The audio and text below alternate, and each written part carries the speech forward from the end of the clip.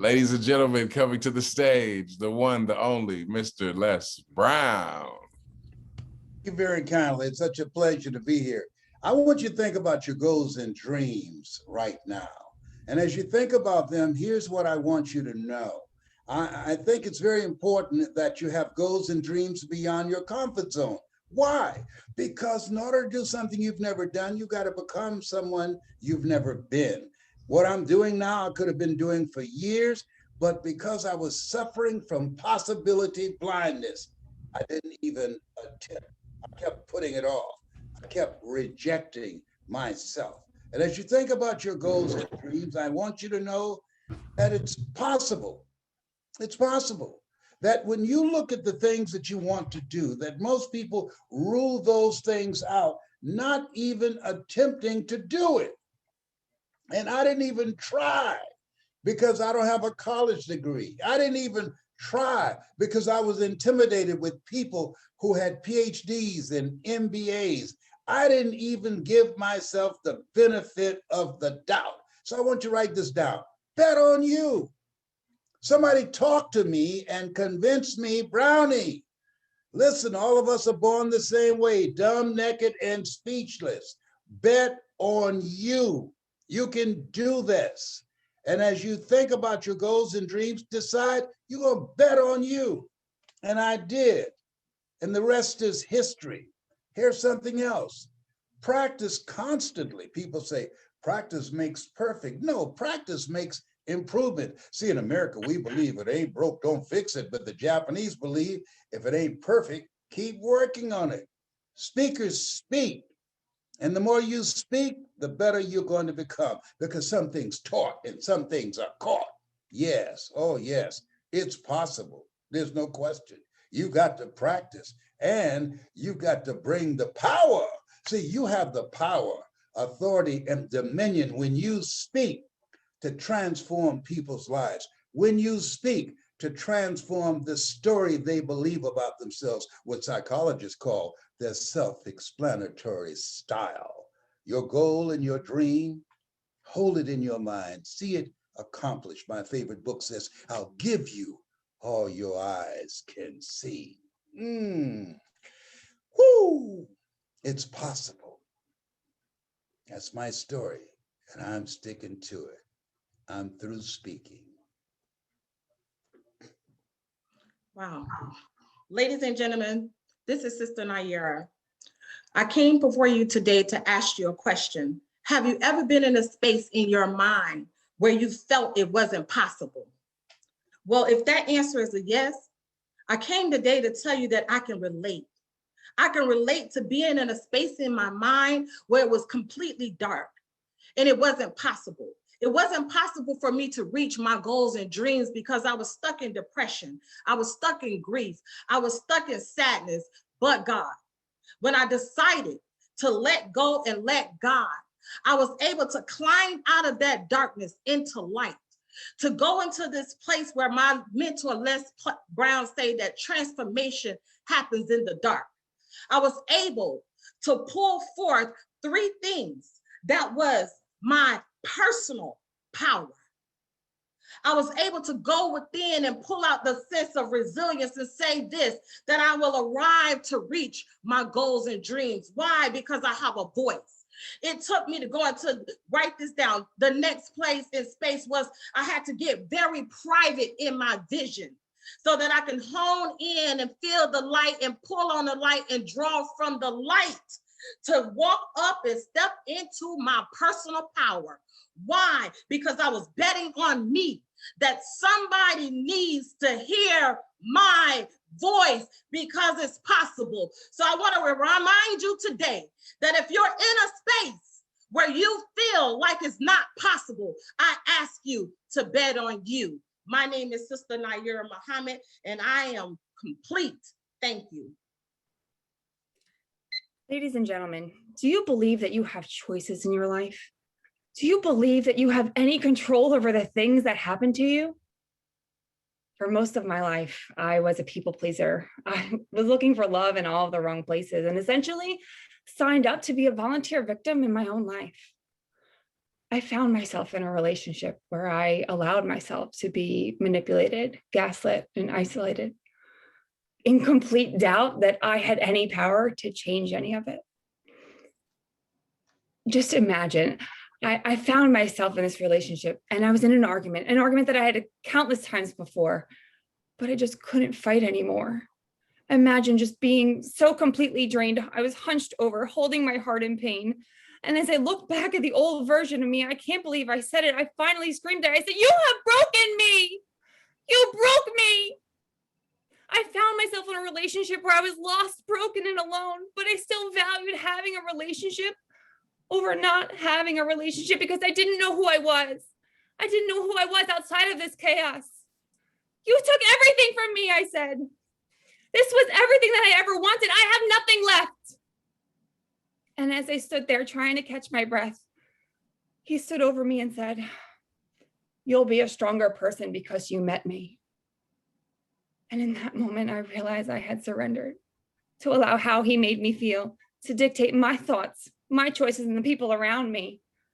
That moment was a defining moment in my life where I realized that if anybody was going to save me, that I had to save me, that it was possible that maybe I could do this, that maybe I could stop relying on other people to save me, other people to define me. Maybe it's possible that I could do it. But if it's possible for me, what if it's possible for you? If you want somebody to love you, what if you loved you? If you want somebody to stop giving up on you, you need to stop giving up on you. It is possible for you when you choose you, when you decide to own your life and step into the belief of what you're capable of and what your purpose is or may be. Make the choices that serve you first. Take control over the things that you have in your vision and see where that vision can take you by trusting in yourself and building confidence day after day by choosing you because it's possible. Thank you. I'm Jessica. I'm done speaking. Good evening, ladies and gentlemen. This is Maynard Neal. Have you had situations in life that you grew up, you may have had certain setbacks, and you in life you grew up a certain way where you've always heard people say you can't do this here. You've heard negative things that come to you. I want to just stop for a minute. I want you to write something down for me and write down these two words, because I want to talk to you about the possibilities and that it is possible. And when you write these words down, put them on your mirror so when you wake up in the morning, you can actually look at those.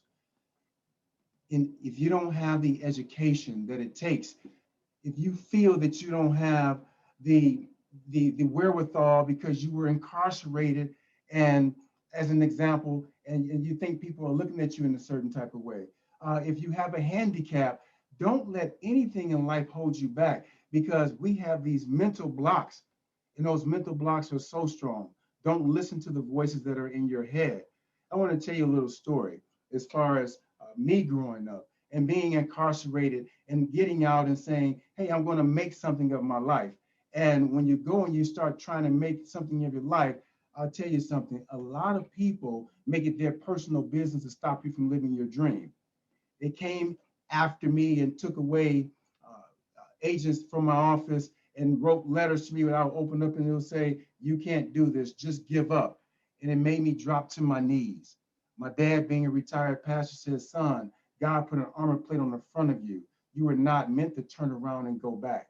My attorney, who just passed away recently, came back and said, listen, whenever you're trying to climb that ladder, they're going to be shooting at you. But I want you to remember something, that it is possible. You have to just completely eliminate those thoughts that are in your head. Don't listen to them anymore. Start imagining what you want. Start thinking about the new you. Think about places that you want to go, even if you don't believe it. And keep telling yourself that over and over and over to drown out those thoughts that are in your mind. Because what the mind can conceive, it can achieve. We look at Ray Charles. He was going blind, and at 7 years old, he went blind. His mother died at 12. And what did he say to himself? He said, after going through all of this here, I can take on anything. And when he died, he was one of the top 10 music performers out of 100. So what I want to tell you today is that not only is it possible for you to have your dream, but it is necessary. And I'm Maynard Neal, and I'm done speaking. Ladies and gentlemen, how many of you know that what's impossible for man is possible with God? And if you lean not into your own understanding, but in all thy ways, if you trust God, God will direct your path. I'm here today just to remind you that it's possible. You see, life changed for me drastically when I was just 16 years old. I remember one day I was outside playing hopscotch and I was hula hooping and I was playing games and having fun. And one day something was a little off and I went to the doctor. I said, Mom, Ruth, I need you to give me the medical card because I got to go to the doctor today when I get out of school. I went to the doctor. The doctor looked at me and said, Vera, you're pregnant. But you're not just pregnant with one baby, you're pregnant with two babies. Here I am, 16 years old, and the doctor tell me I'm pregnant with two babies. What am I gonna do? My mother on food stamps. We're robbing Peter to pay Paul. We doing what we can do to make ends meet, and I can see the disappointment in my family members' faces, and even my friends. Their mother said, you can't hang with Vera no more. She got caught. She fast. And I remember they were saying to me, why would you do something to your mother? But my mother said, don't worry about nothing because it's possible. If God brought us here, God gonna bring us through. Hold your head up, baby. Well, let me say this, ladies and gentlemen, about it's possible. Now I have 5 girls. I gave birth to 5 girls, one after the other. And I'm gonna stick a pin here because I gave birth to them vaginally. Now I'm gonna tell you why I say vaginally, because I need you to understand my push and my passion to let you know that it's possible. Because out of the 5 girls, 3 of them got master's degree. One of them working on a PhD, and the other 2 are straight A students as well. I want you to imagine this for me. If you could just close your eyes for a brief second. And I want you to take an apple in your hand. And I want you to imagine that red, juicy apple. I want you to cut that apple in half for me. And I want you to go in the apple and I want you to pick out the seeds in the apple. Count your seeds. I count 11 seeds. Ladies and gentlemen, you could always count the seeds in the apple, but you would never be able to count the apples and the seeds. My name is Vera Giles Norris, and I'll stop by to say it's possible. I am complete.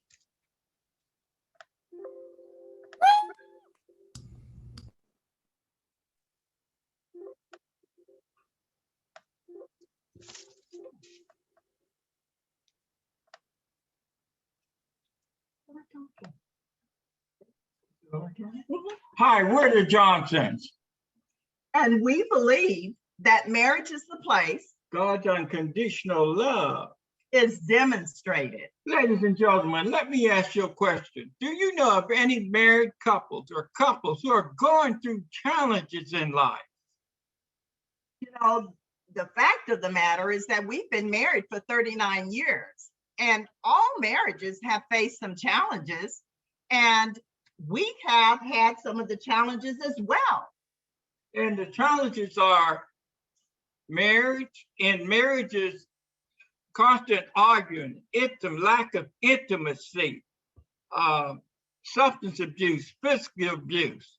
And even though we have been challenged in all of those areas, even from childhood, we're only going to share the top 2 with you today. And the top 2 is money. The good book says, for the love of money is the root of all evil. I'd like to say, for the lack of money, it will make you evil.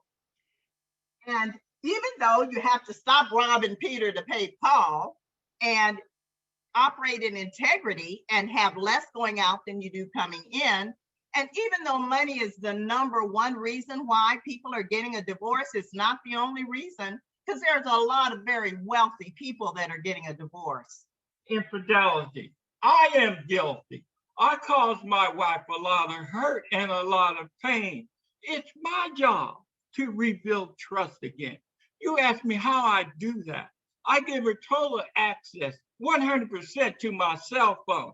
She can text me, call me, she can FaceTime me, ask me where I'm going and who am I going there with. So he cheated. Why did I stay? The answer is that I love God and I love my husband. The Bible says that with the same level that I forgive others, God forgives me. And he revealed to me that we had started taking each other for granted and we stopped speaking each other's love language. Remember this, that with God, all things are possible. It is possible for a marriage to heal from infidelity and for them actually to come out stronger. A good marriage is the union of two good forgivers. And that's by Ruth Bell Graham, Reverend Billy Graham's wife. Join us for this positive marriage movement. We're the Johnsons. Find us at Learn How Marriage Works on all major social media platforms because we want marriages to thrive and not just survive. And we're done speaking.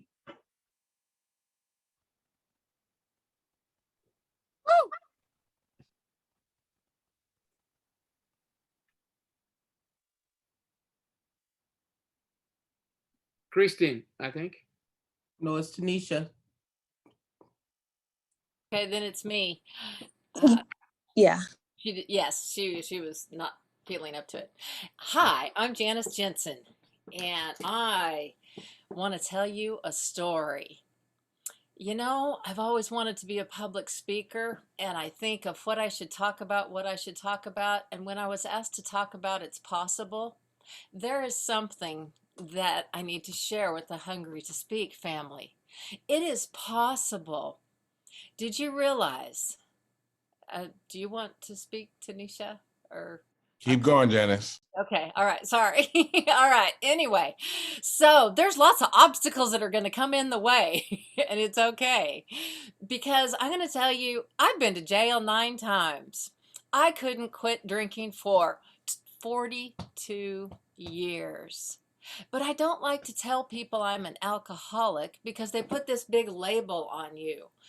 And when I found the Lord, there were so many different things, and I found and I went down, and I found and I went down. And just like the Johnsons were talking about, with the Lord, you can do anything you want, and it's always possible. But it just didn't work for me, and it didn't work for me, and I just kept going back to it.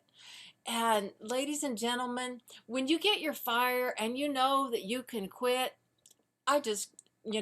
it was not possible. I finally had to find a place to check into, and I was so full of myself. When I see myself, even today, I have to catch myself all the time and make sure it is the Lord that's speaking and it is not me. I'm 5 years sober, and it is fantastic and wonderful, and it's a magnificent, magical journey. But when I think about possible, I can tell you this story, I can tell you that story, but ladies and gentlemen, the story that I really need to tell is about that fog, like on those early mornings when you're driving to work and you've got that fog and you just can't quite see through it. It's that kind of drinking. It's that kind of, it's just, it's subtle. It's just not that clear. You're doing everything, you're professional, everything is great. It's that kind of drinking where you're not really seeing what life is clearer about. And it is so magnificent on the other side. I have 2 daughters. One's still in the fog and one has decided not to drink. People said, oh, was she an alcoholic? No, it's just a lifestyle. So many of us, that's the number one thing Americans are doing through the epidemic, through the Corona, I don't even like to talk about it, is drinking more. They're in a fog. To break up and break out and be in the light is possible. And the number one way I stay this way is because of the Lord, and just making sure every day I am completely aware that He is coming first in my life. I'm Janice Jensen, and I'm done.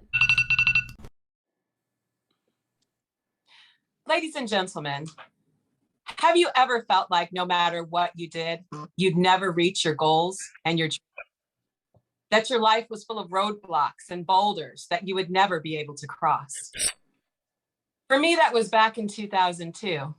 I had a dream to start my own fashion line. I was going to become the very next Donna Karan of our generation. See, what I didn't know is what I didn't know. I want you to take out a piece of paper right now, and I want you to write down this very important phrase. Direction, not intentionality, determines your destiny. See, the road to failure is paved with so many good intentions. We intend to do this, we intend to do that, but intentions become just that. They become the things that we say that we're going to do.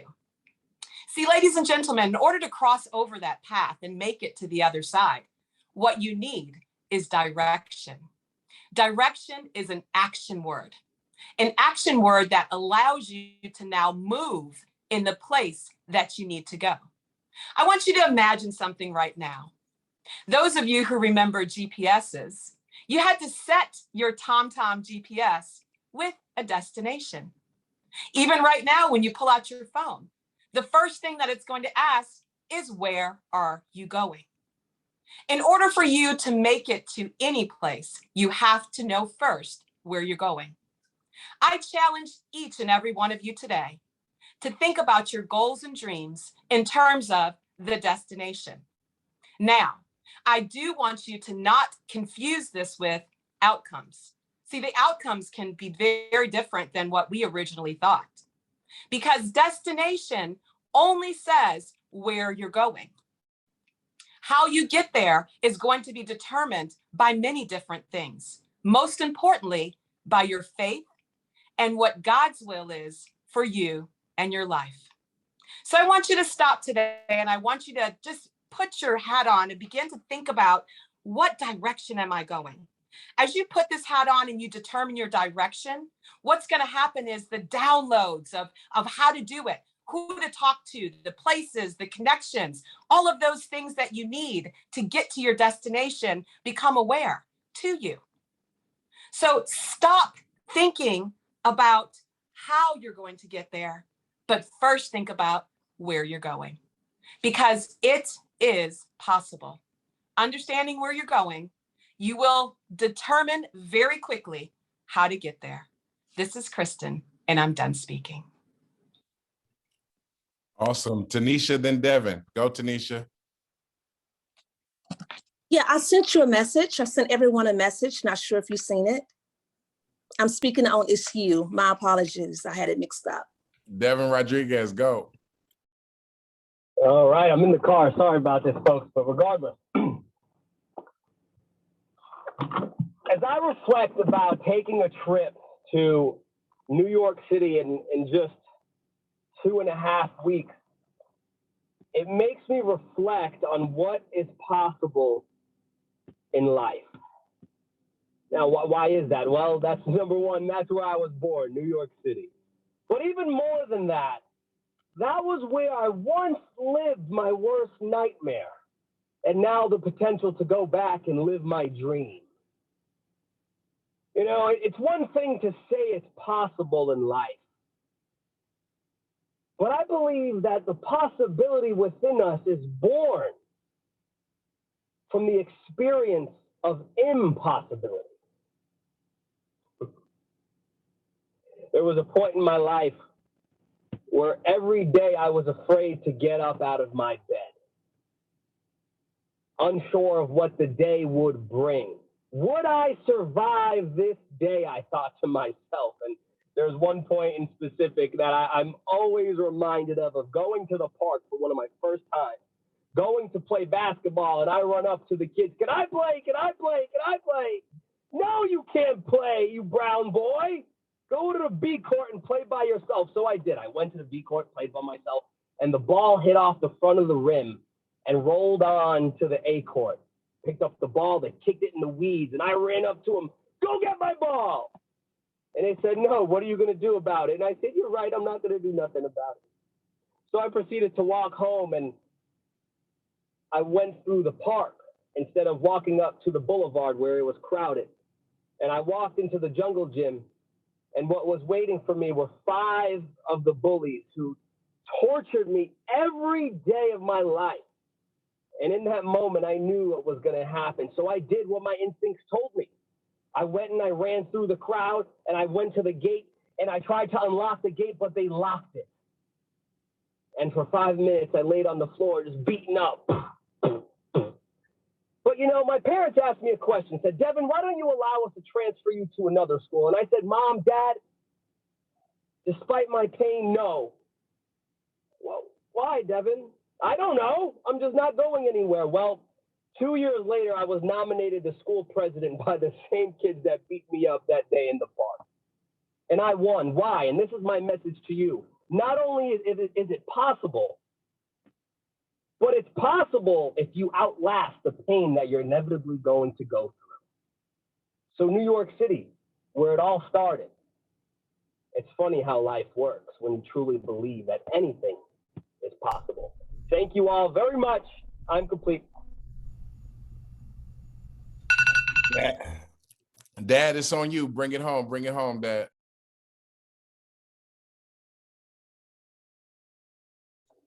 As we listen to these voices of possibility, what we are reminded is that the future is ours, that we have a choice to own our lives or live our lives in such a way like we are being owned by the adversities, by our experiences, by the things that we've gone through.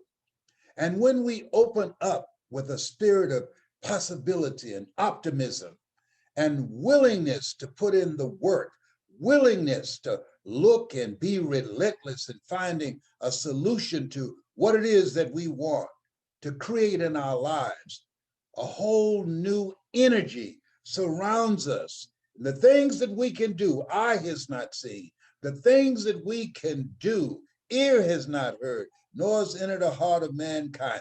Angels will be dispatched to give you assistance. Strangers will look at you and say, how can I serve you? Life will lean toward you. You will attract favor and the experiences that you have because you made the decision that I'm going to find a way to make this work for me. I'm going to find a way to embrace this and allow it to be a gift. I'm going to wrestle with this thing until it blesses me.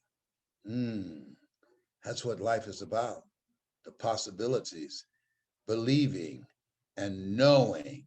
Belief is in the mind, and knowing is in the heart. And when you bring those two together, that's a powerful combination that makes you unstoppable.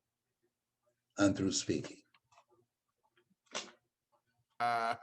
Give it up for all our speakers. Give it up for all our presenters. Woo-hoo, good job.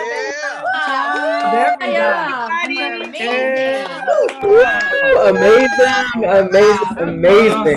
and fabulous, you guys. That's it. Awesome.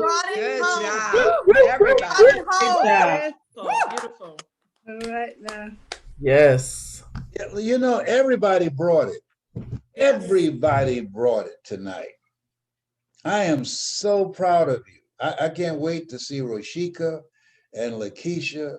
And when I look at all of you, it's something about, I thought when I started off, I was surprised he gave it to me. I thought I was going to be the cleanup man. And so I said, okay, you gonna call on me. But nothing dropped. It just kept getting stronger and stronger and stronger. Every speaker said, we scurry you, less. You know, you and Tyrone ain't got nothing on us. So I'm encouraged and I'm excited about this. There's something about being in a community of iron sharpening iron. And there's something about you're saying to yourself, I got something to say too. I've got a message to say too. I've got a statement to make with my life. I got a story to tell. I've got lives to change. That's a powerful thing. Right. What were some of the standout moments in your eyes, Dad? You know what? When Vera said, "My push, come on now." I say, whoa, my Lordy Jesus. I need you to understand where it comes from. Yes. Yes, like, she woo. said, oh, I want you to know I pushed, oh, honey, listen. Yeah, she went all Hebrew right there. Yeah, she went there. Didn't she go? Indeed, indeed. Yes, indeed. You know what? You know what stood out to me? What? When Jessica said, you broke me. Yes. You broke me. This is all I wanted. And I could see the guy standing over her. I saw him. When someone can paint a picture like that, and you can see it in your mind, that's powerful. That's powerful. That is powerful. I was curious from Maynard, who did a great job. What was the thing you wanted us to write down on the cue card, Maynard? The thing to write down on the cue card was, it's possible. Got it. Here. Yes, absolutely. Okay. I was making sure we didn't miss that. That was strong. Got it. And I love the story about the letters that you received and your vulnerability about different things that you've overcome. And I also want to hear the journey of where you are now and some of the major successes that you had. I want to hear that in there as well. All right. Let me ask you all a question. Have you all ever been a part of a presentation where so many speakers shared the stage and took the point with the legend? Has anyone ever seen that? Because I have not. Never been done before. Never I before. haven't seen that, John Leslie, but one thing I want to praise you and your father is Ken Venturi said something that is very poignant to the Hungry to Speak family. And he said the greatest gift in life is to be remembered. And it doesn't matter if it's today or tomorrow. Your father and what you have done with the Hungry to Speak family and the speakers that are going to be brought into this world, your father will never die. Yes. This is Tuba, and I'm done speaking. Yes. Forever, ever. Forever. I ever. agree. And part of that is the amplification of you all and your stories and your message. So that was round one. Let's say loud from that. That was powerful. That was powerful. So Dad, you're introducing and you're cleaning up. So get ready for that. You're introducing and you're cleaning up. The next group is It's Necessary. So we already have a few speakers on that topic. If you feel like your message and you can present after Les Brown with It's Necessary, great job, Kristen. Great job, Maynard. Great job, all the speakers. Nayera, you kicked us off so strong, so poignant. I was ready to go get a bean pie afterwards. Like, Bishop, I'm just like, I'm so wrong. I understand. Thank you. I was like, is that Betty Shabazz up in there? Dad's like, what are you talking about? It was Sister Nayera kicked it off strong.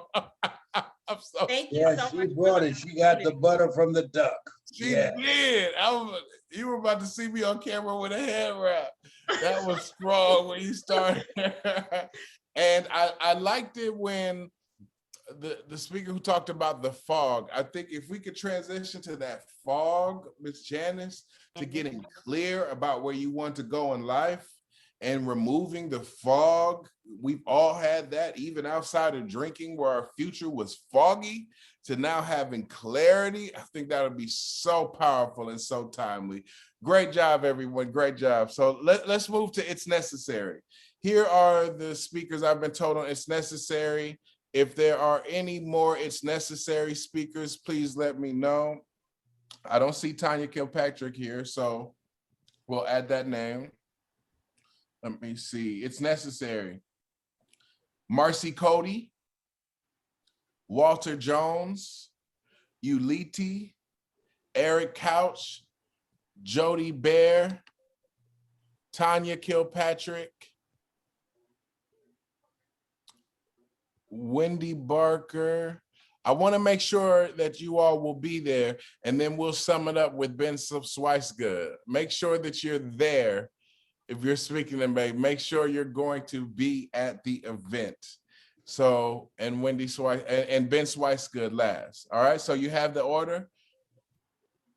Marcy Cody, Walter Jones, Uliti, Eric Couch, Jody Bear, Tanya Kilpatrick, and Ben Swicegood. Oh, you know who stood out too? The Johnsons. Yes, they did. They brought it. They tag team. They brought it up in there. They are so darling. What does darling mean? That's he made up. Thank you. Thank you. Thank you. You Yes, all I brought love it. Yes. Thank you for staying on topic. Thank you. Make me want to have a relationship. You know that's special. Hey, Dad. It's better to be alone than to wish you were. This Yes. is true. And Tyrone's already married. All right. So- All right. Yeah. All right. So that's the order. I hope you remember the people that you are after. And you saw what those speakers just did. So hop in and make sure that you're clear. Dr. Katina, do you all have the order? Anyone not clear on who they're coming after? I have the order in case.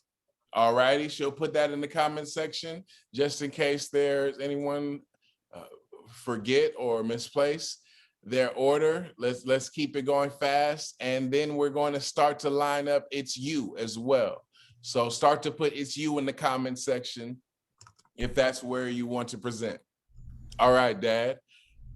John Leslie, I like this. I like this concept because it makes you stand and think on your feet. You got to move quickly. All right. And you know who came up with it? Who? Les Brown. Tyrone. This is how you did me for years. That's true. This Yes. is what you did with me. So it's the ripple effect of your leadership. All right, Dad.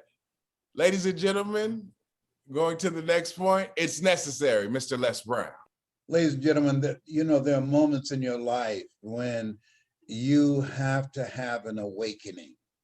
I remember when I was fired from WVKO and I was home and really in a deep state of depression. I was angry. How could they fire me? I worked so hard. I gave myself to this job. I did things that I didn't have to do. I had 5 different positions that I didn't get paid for, and they fired me. And I didn't know what to do with myself. And then a friend of mine came over, and we all have some people in our lives who know us sometimes better than we know ourselves in certain situations. Robert Boyd, he came in, he looked at me, and he walked around, looked at me from one side of the room to the other. And then he said, Leslie Brown, things aren't going to get better for you until you get better. Things are not going to change in your life until you change. And it's necessary that you do this now, immediately, and stop feeling sorry for yourself. And he just left. Whoa, that was a punch in the gut. He served me notice that I had to remove the anger and the resentment and all the changes I was taking myself through, and allow to come into my mind that it's necessary that I get me together. It's necessary that I change how I'm looking at this situation. Helen Keller said, when one door closes, another door opens, but most of us spend so much time looking at the closed door, and that was me, that they don't take the time to see the open door. And fortunately, a door was open, a knock on the door. Horace Perkins saying, Les Brown, you ought to run for office. Man, I don't know anything about running for office. He said, neither do the people who run. And I realized then it was necessary that I become an active force and recreating myself and starting a new chapter in my life. And I ran for state representative. I beat a 22-year incumbent because I felt it was necessary to realize that microphone did not define me. I had a story to tell. People believed in me. I always said, stand up for what you believe in because you can fall for anything. And I decided that I might have fallen, but I always thought if life knocks you down, try and land on your back, because if you can look up, you can get up. And I knew then and there it was necessary that I got back up and danced to the center of the ring like Muhammad Ali. I'm through speaking.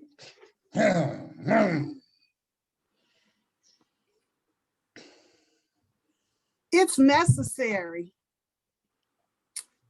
Does anyone here plan on living over the age of 70? Raise your hands.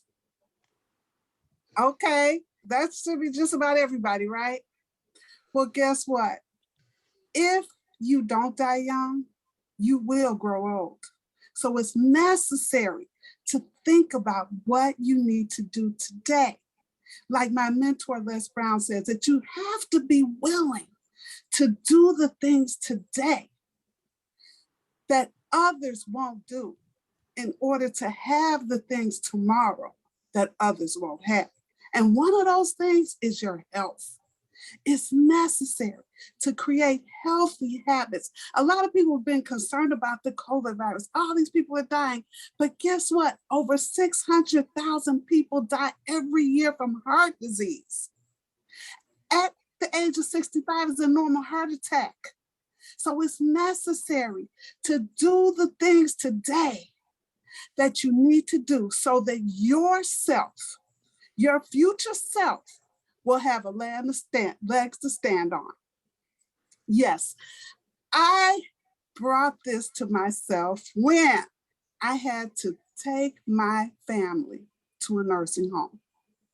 I thought about it, and I really did not want to do that because by myself being a registered nurse, it broke my heart. All the smells and the sounds and the sounds and the stench there at the nursing home, it just broke my heart that I didn't want to do that. I had to make that arduous decision to put my parents in the nursing home. But guess what? It was necessary because we couldn't do it anymore. They needed 24-hour care. So what the point is that you have to create a plan. You have to create a healthy habit plan. If you don't have a plan, you're going to plan to fail. So please remember that unless you die young, you will grow old. So walk now or use a walker later. I'm Marcy and I'm done speaking. Ladies and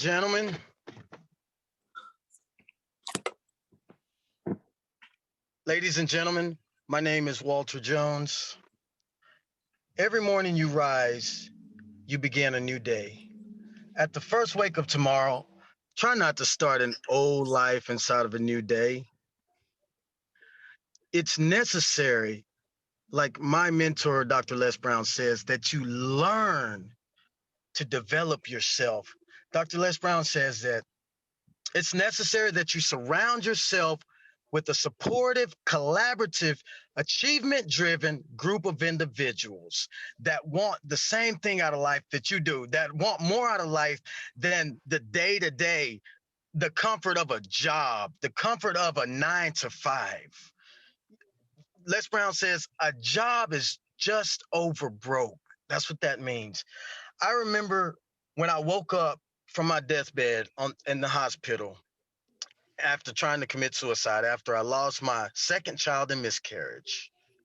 And my wife decided to leave me, to divorce me the same day my 27-year-old sister died of cancer. And they took me to the 4th floor, which is the mental institution, against my own will, strapped me.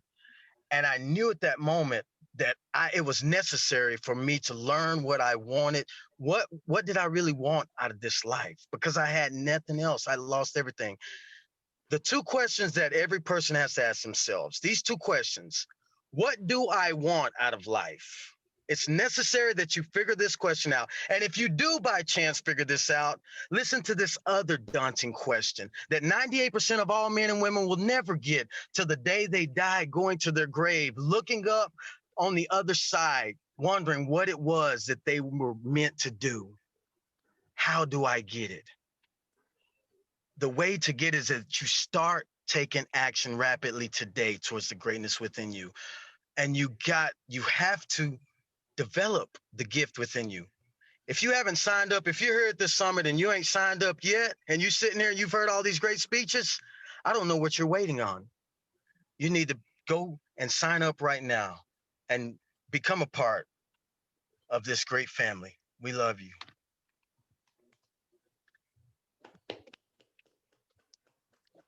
Ladies and gentlemen, there'll come a time where life puts you in the corner.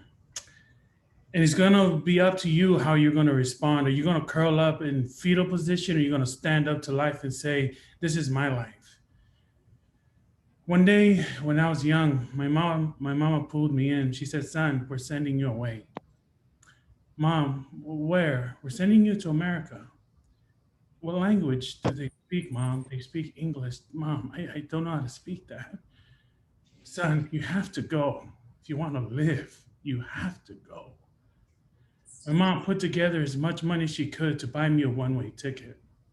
She put me on the plane and I flew to Kansas. When I landed in Kansas, all the promises that were made to my mother were not true. They promised her that they would feed me. I went days without eating. Promised me that they would house me. I lived in a cold room in the bitter winter of Kansas. The only way that I warmed up my body was I would go to the hot water and let the water hit my body like a warm blanket. When the hot water ran out, I had to freeze the rest of the night.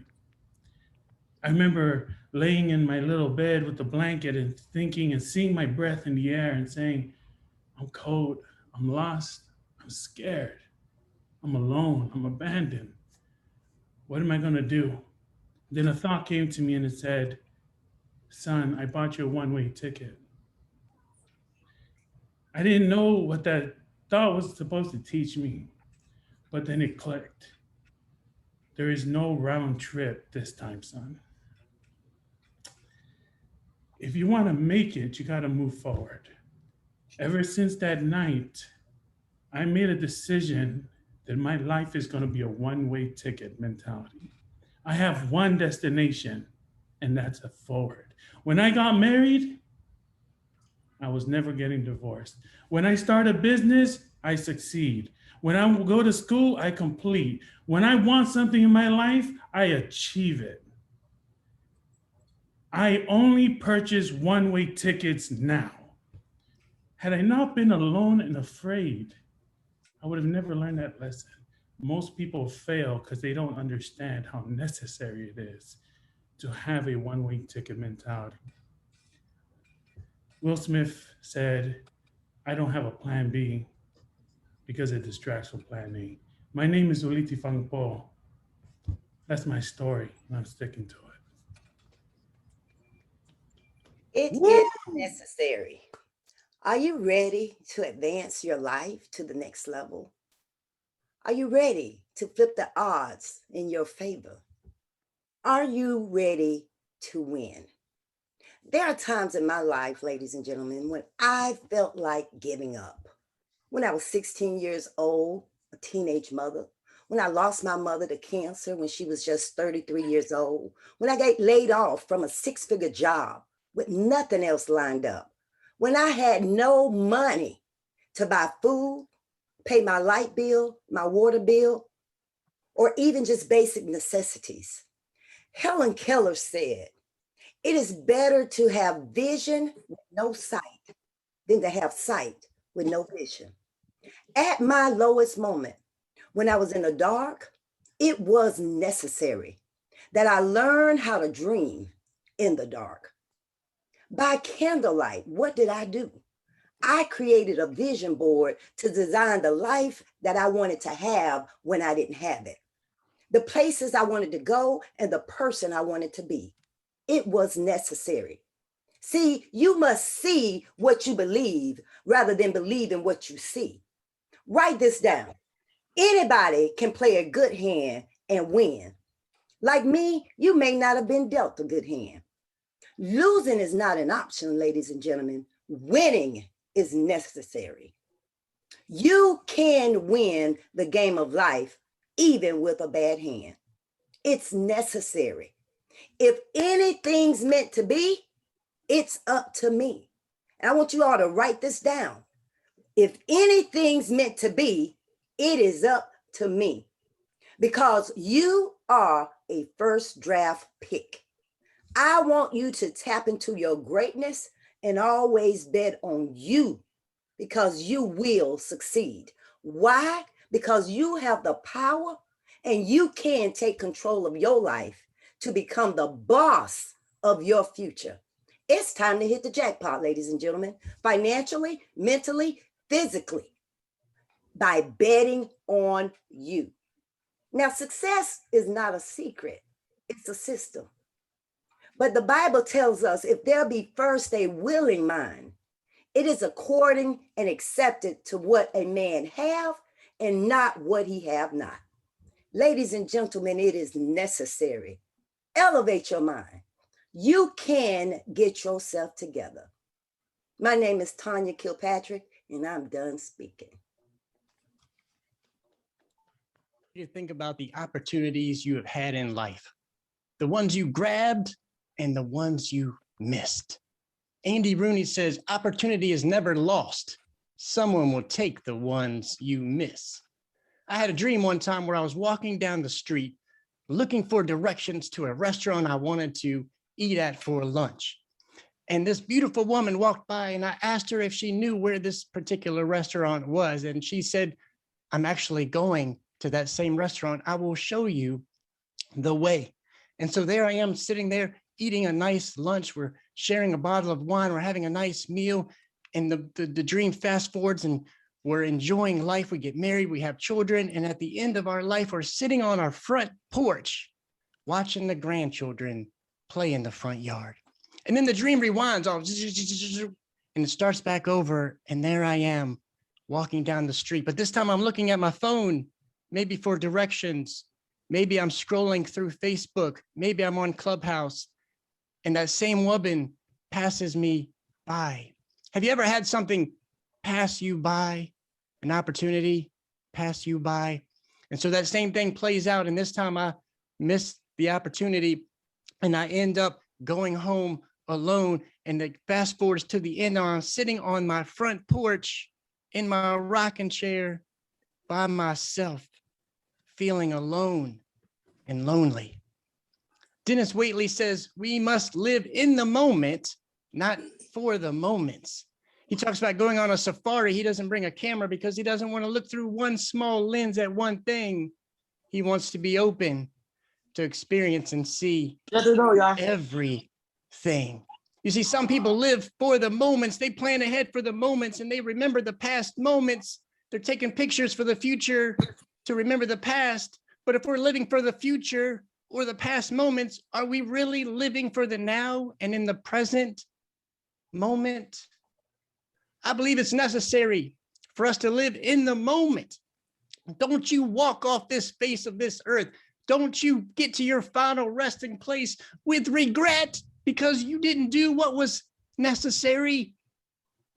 It's necessary for us to use our gifts. It's necessary for us to do what it takes to provide for our families. It's necessary for us to make a difference in this community and in this world. It's necessary for us to show up and give it our all. It's necessary for us to seize the opportunities that come our way and not miss them. It's necessary for us to live in the moment. So how do we do that? Quickly, I'm going to give you 3 ways, and I want you to write these down. Number 1, focus on the now. Number 2, expand your vision. And number 3, show up. If you don't want to miss another opportunity, then it's necessary for you to live in the moment. I'm Ben Swicegood, and I'm done speaking. Have you ever felt like the obstacle was so big that you had to give up on your dreams? Like so overwhelming that you just couldn't move forward? In summer of 1997, I get a phone call that my best friend, that my mentor, that the guy that was owned half the town, that everybody wanted to talk to, that I lived in the other room of this little 2-bedroom house, the guy that was paying for me to go to college had been arrested for murder. And he had already confessed. It rocked my world. It rocked the whole nation. They made a movie about it. And I was over, I was gone. There was nothing left. Like, you ever been so broken that you were broken and then you're crashed and you turned to dust, and then it's like the dust was blown away. Man, that's where I was. Just hopeless. And I remember one day, a couple of weeks later, my mom comes up to me and she grabs me by the shoulders and she says, "Son, I don't understand the faith that you have, and I don't understand why your God does the things that he does, but I've seen him do in your life. And I know you told me you're supposed to go to college. I know Bernie would want that for you. Would you consider it?" "I'm just not there, Mom. I'm not there." "Yeah." I call the school and they're like, "Dude, you gave away the scholarship. There's no dorms available. In fact, there's 6 people in front of you on the waiting list that have to not show up day 1 of school in order for there to be a room for you. There's no chance. It's all red tape." But friend, let me tell you, it's necessary to believe. Zig Ziglar says you don't have to be great to get started, but you do have to get started to be great. And Corrie ten Boom, one of my favorite people, says, "Faith sees the invisible, believes the unbelievable, and receives the impossible." Well, I'm sitting at my kitchen table and I'm praying. My sister gave me this book about spiritual warfare, and it says how you have to give everything to God, everything. And I'm like, "God, I think I've given it to you, but if not, I give it to you right now." And my phone rings, and I pick it up and I say, "Couch Residence. Eric Couch, this is Stephen Holcomb. I wanted to let you know that one of the students got sick this summer. He's not going to be able to come. We'd like to give you his scholarship. Would that be okay? Would you still like to come?" "Yes, sir, I'd like that." A couple minutes later, the phone rang again. It's a dorm room. I now have a place to live. I don't have any way to pay for it, but I have a place to live. A few minutes later, it's another phone call. It's a way to pay for the dorm. And a few minutes later, within 45 minutes, I had a scholarship, a dorm, a way to pay for it, because friend, it's necessary to believe. Within 45 minutes, it was all taken care of. Because when your world falls apart, when your life crashes in on you, when the person you believe in the most has fallen apart, there's still one that believes in you, that's there. Mark 9:24 says, "Lord, I believe. Help me in my unbelief." Friend, your faith can move mountains. It's necessary to believe, because your faith can take you all the way through. My name's Eric Couch, and I'm done speaking. It is necessary. It was necessary for this little girl, 3 years old, a tummy ache. I didn't know what was happening with my dad just passing. He passed away suddenly. And I went to my mommy and I said, "My tummy hurts." She gave me a hot water bottle. It became better, but I knew there was something wrong. It was necessary even for me as a little baby girl, 3.5 years old, to find that thing that would turn my mother's frown and her tears into joy. It was necessary for me to deliver my voice to the world. And that's what I did. It was necessary for me then to get up out of the pallet. Being in a halo after a car accident nearly took me out, paralyzed from the shoulders on down.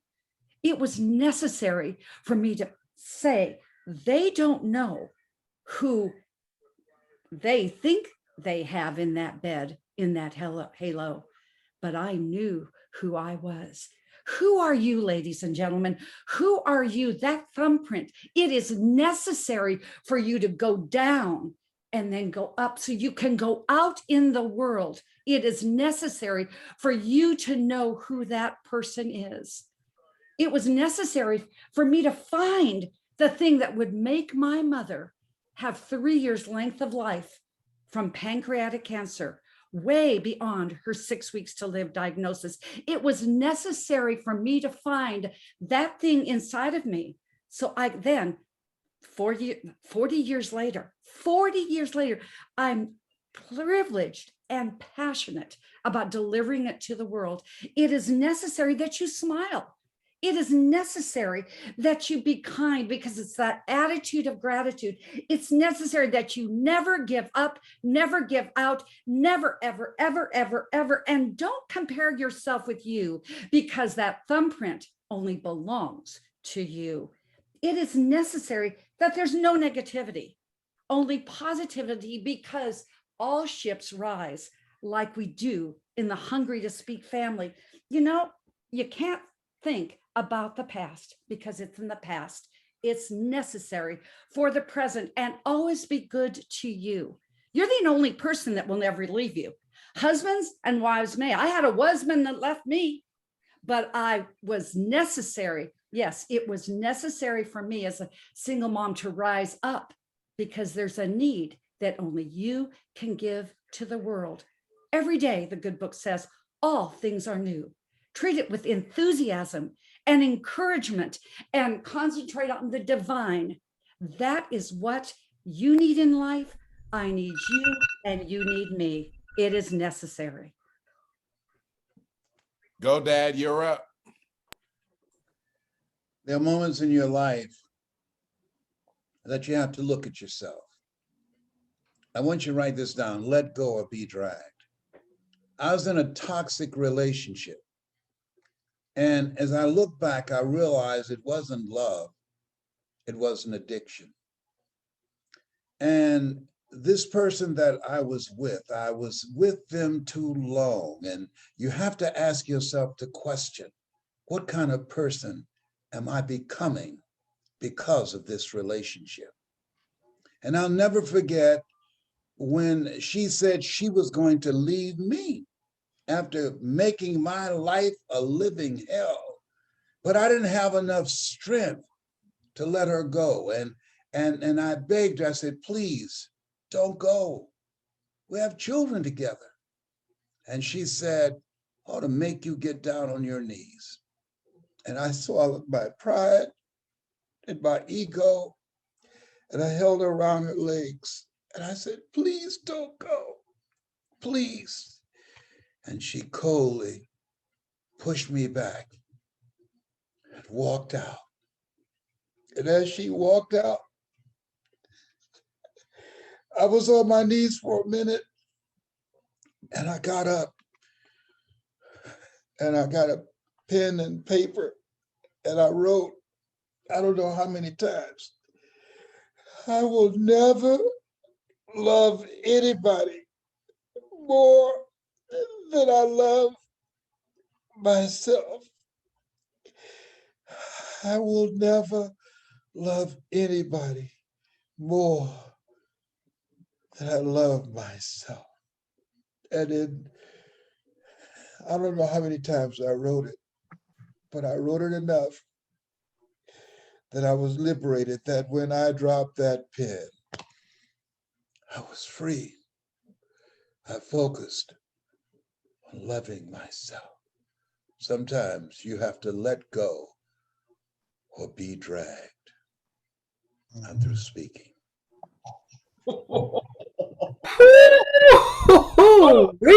Okay. Don't y'all mess with me. Don't y'all. I'm playing with y'all. But we still coming for you. Don't get it I ain't playing with y'all. I'm not playing with y'all. Don't mess with me. Okay, that was scared. We coming for God. you. We coming strong and hard. Yeah, You come brought us, on. we bringing it strong. Come We ain't on. I scared. ain't playing with y'all. Don't mess with me. We ain't scared. All Just you gonna raised do the is bar on that one, you y'all. He just raised the bar on that one. just threw logs on the fire. That's all. That's all. We coming hard and strong. We ain't scared. Oh You did boy. a good job of loving yourself. Ooh. Let Yeah. drag. That was good though. I'm just saying that was a bomb. Mm. Awesome. Oh, That one pulled all emotion out. oh, all righty. Wow. It's on like popcorn now, bro. Just so you know. I wasn't just popcorn, that was some kettle corn too. Great Woo. fire. This is powerful. I'm not even gonna They were all powerful. That's why I had to go there. I had to go there. You went I there. ain't scared. Yes. We gonna meet you there though. We ain't scared either. I'll take you there.